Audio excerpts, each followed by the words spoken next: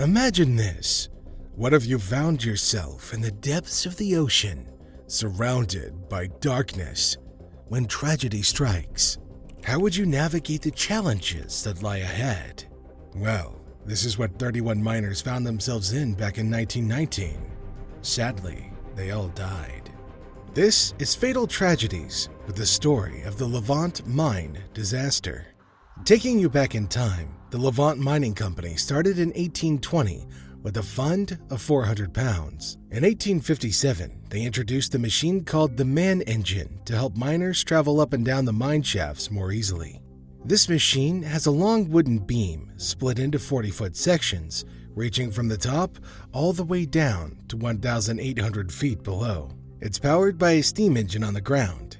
Attached to this beam are steps, placed 12 feet apart for miners to stand on. Opposite of these steps are fixed platforms built into the mine's wall, also 12 feet apart. Here's how it works. When the beam is at its lowest, a miner steps onto a step. The beam then lifts him 12 feet, where he steps off onto a platform on the wall.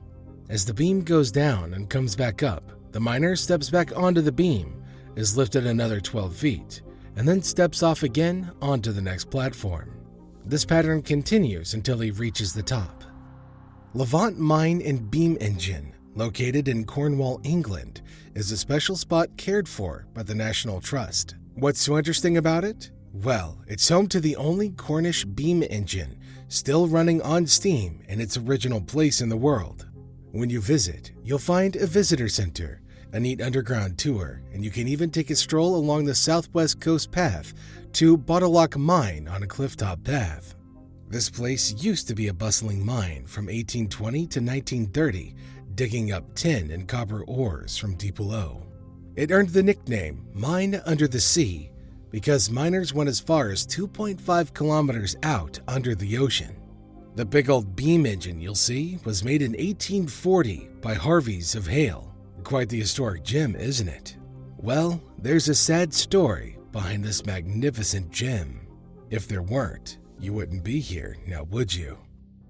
Back in 1820, Levant Mine kicked off as a copper mine in Cornwall. They also dug up some tin and a bit of arsenic. Now, copper and tin were becoming super valuable because they could make things like brass and bronze.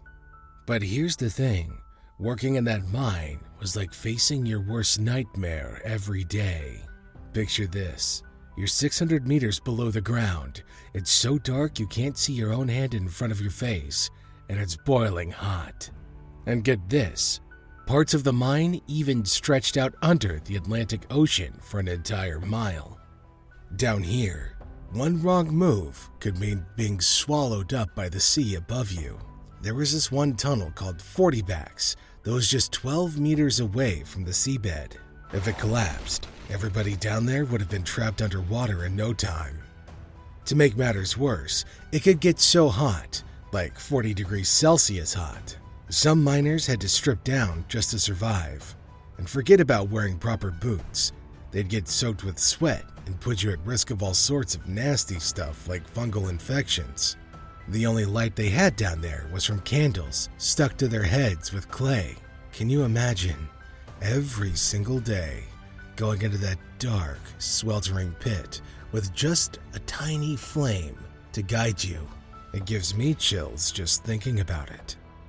Every single day, hundreds of brave men descended into the depths of the mine using 80 ladders to reach the bottom.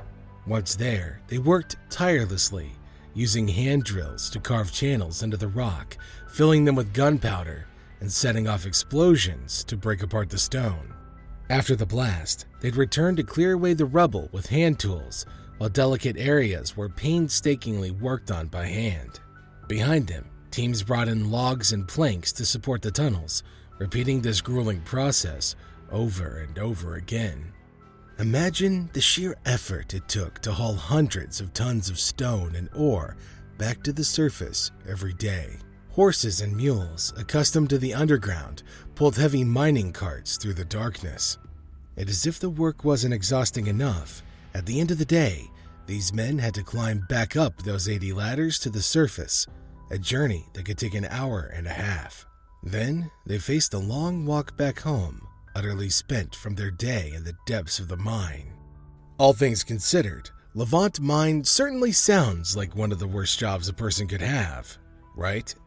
Despite the harsh conditions, between 300 and 700 people found employment there each year, with about 2/3 toiling away underground. The rest worked above ground, including women, children, and men sidelined by injuries in the mine. Their tasks varied, from breaking up ore with hammers to sorting it for processing. Some workers, as young as 14, took on these roles out of desperation, unable to find work elsewhere. But the risks were high. Exhausted miners often tumbled from ladders at day's end, and loose gunpowder accidents were common, leading to burns, blindness, and even premature explosions. Injuries were common, and those too hurt to climb back up were hauled out using ropes or skips, buckets on a dedicated shaft powered by engines. By 1840, steam engines were introduced, making tasks like lifting ore even easier. Skips moved along vertical tracks, counterbalancing each other, reducing the workload for the steam engine. Despite the hardships, Levant Mine kept churning, powered by the sheer determination of its workers. But this wouldn't last for long.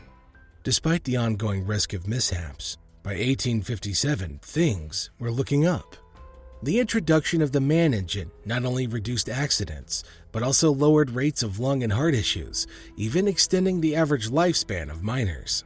This contraption, powered by gears, could effortlessly hoist the hefty 24-ton rod using just 30 pounds of steam pressure per square inch. In short, it was a real game changer. However, progress marched on, and by the 1850s, modern elevators were starting to take over. Even among man engines, Levant's was considered a bit old-fashioned. Unlike others, it had just one moving rod, doubling the time it took for miners to reach the surface or descend, as they had to wait on stationary ledges. Moreover, the engine itself wasn't the most reliable, causing jerky movements.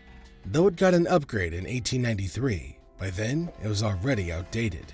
And yet, it soldiered on for nearly 3 more decades, despite wearing down from 62 years of constant use, decay from the mine's dampness, and the strain of carrying up to 130 people at once. Over the years, countless parts were replaced, but eventually it reached its breaking point on that fateful day of October 20th, 1919, as the morning shift at Levant Mine wound down. Miners prepared to head back to the surface around 3 p.m.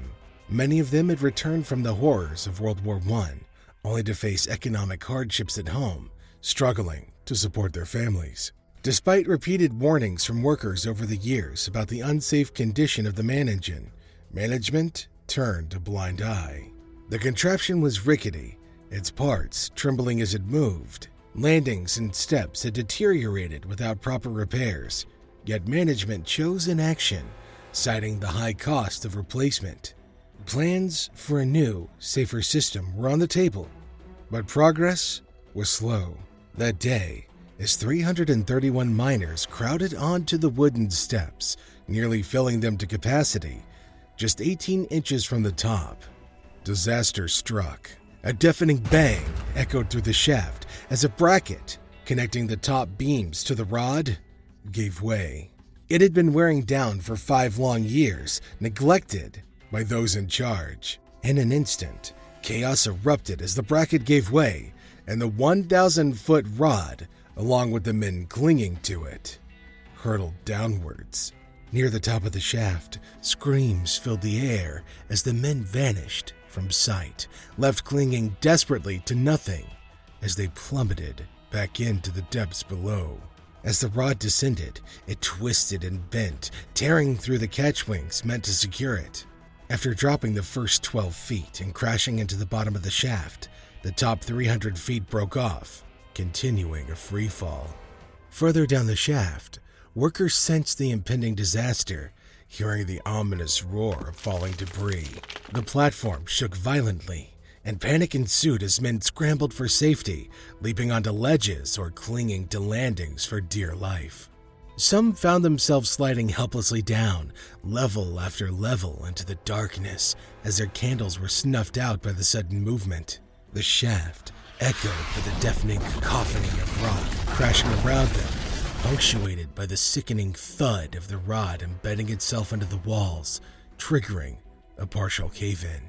As the dust settled, a haunting silence descended, broken only by the desperate cries of trapped men calling out for help.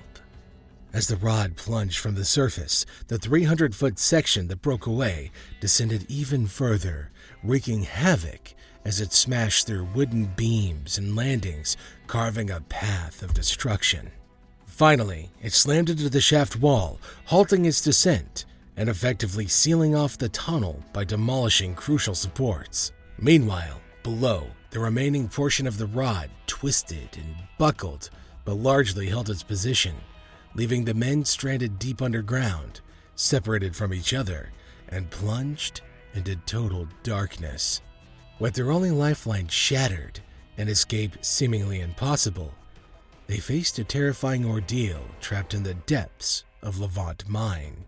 At the surface, workers sensed trouble, but the extent of the disaster remained unclear. John Grenfell, among the fortunate few who had just reached safety, bravely volunteered to descend back into the shaft to investigate. What he encountered was a scene of utter horror. Dead and injured men entangled amidst the wreckage, their escape routes sealed shut by twisted beams and fallen rocks.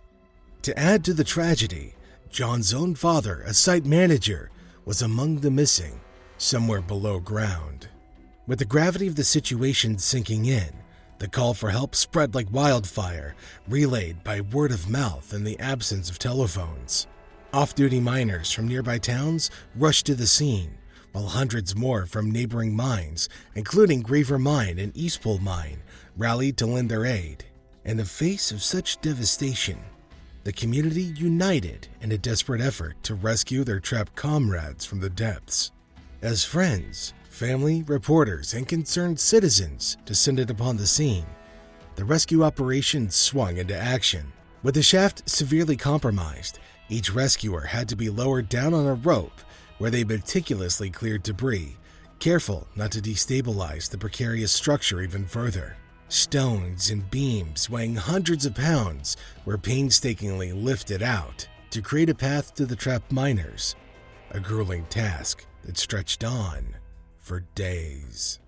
Meanwhile, those trapped below faced their own challenges. Over 100 men, relighting their candles if they still had them, gathered together, making use of remaining emergency ladders to move about. However, escape upwards was impossible. Instead, they guided the injured towards the skip and water pumping shafts, equipped with emergency ladders leading all the way to the surface. 2 hours after the collapse, to the astonishment and relief of rescuers, survivors emerged from the depths, their ranks bolstered by those who had just endured a full day's work, followed by an unexpected climb. And yet, over 50 remained missing, including John's father among the fallen. Over the next 3 days, the rescue efforts continued tirelessly. Despite their best efforts, some calls for help went unanswered as the death toll climbed. In total, 31 lives were lost, with 14 found near the top of the debris pile, and most others between depths of 160 and 320 feet. Tragically, 3 more were discovered deeper down, all struck by falling debris.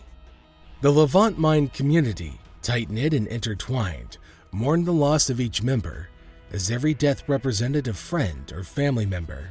The tragedy left a profound impact on the small towns and villages from which the mine and all of its workers hailed. Amidst the tragedy, stories of survival emerged. William Lowry, a mere 14 years old, endured 15 harrowing hours trapped beneath a fellow miner's body near the debris pile's peak before being rescued. Despite suffering a snapped collarbone, 8 broken ribs, and requiring 36 stitches to his face and head, William eventually made a full recovery. Nicholas Thomas held on for an astonishing 50 hours before succumbing to exhaustion on his journey to the surface after being rescued. The loss was particularly painful, as 5 of the deceased had survived World War I, deeply impacting the local community, where virtually everybody knew someone affected by the disaster. In addition to physical injuries, 19 miners suffered severe psychological trauma. Ralph Ellis, a World War I veteran, lost his foster father in the tragedy, exacerbating his own emotional turmoil. His subsequent involvement in another mine accident in 1920 shattered him mentally, leaving him forever broken, forever changed. Following an investigation, it was revealed that the bracket atop the rod had been improperly manufactured, containing internal faults. Despite this finding, the incident was controversially labeled an accident, absolving the owners of any liability. While other mines in Cornwall had adopted safer systems, Levant Mine persisted with the outdated man engine. The families, left bereft of financial compensation, struggled to make ends meet, and many were forced to relocate due to housing costs. A disaster fund was established, supported by contributions from across the country, though it could only alleviate some of the financial strain. Despite efforts to rebuild and modernize, Levant Mine never regained its former prominence, ultimately closing its doors in 1930. In 1967, the National Trust assumed responsibility for the mine's beam engine, preserving it as a historical artifact. Today, Levant Mine welcomes visitors, its surface restored to reflect its industrial heritage, though the underground sections remain sealed, a reminder of the tragedy that unfolded within its depths. As we conclude our exploration of Levant Mine's captivating history, we're reminded of the resilience of the human spirit. Join us again next time for more captivating stories and insightful discussions. And don't forget to subscribe to stay updated on all of our latest adventures. Thanks for joining us on today's journey through time. We'll see you in the next video.